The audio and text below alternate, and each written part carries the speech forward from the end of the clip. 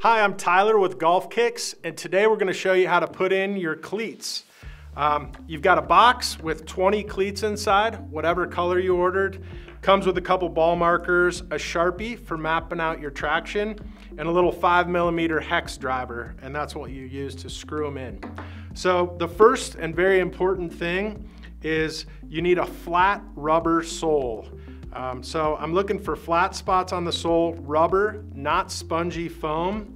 And what I like to do, because all shoes are different, is to lay these things out. We do an 8 cleat pattern on an adult pair of shoes, and you lay them out in likely spots where you're gonna want the traction.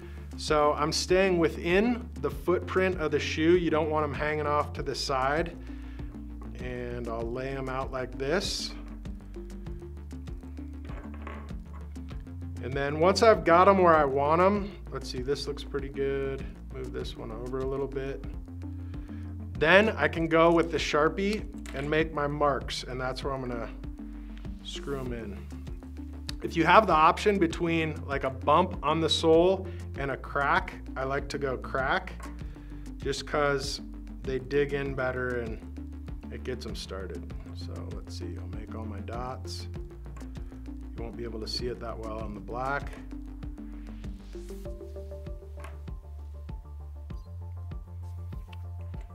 All right, now I've got my traction. 5mm hex.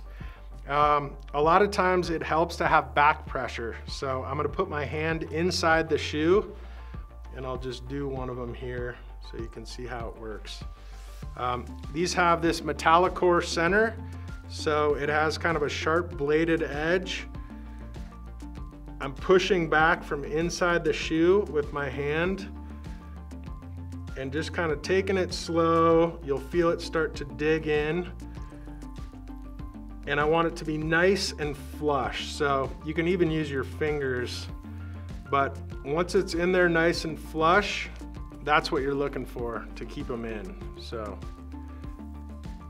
So again, I'm on my second mark.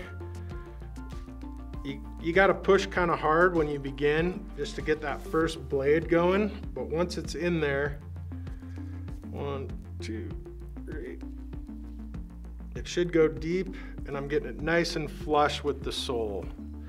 So you can see that one in there tight. You can give it another like quarter turn if you want. And there you go.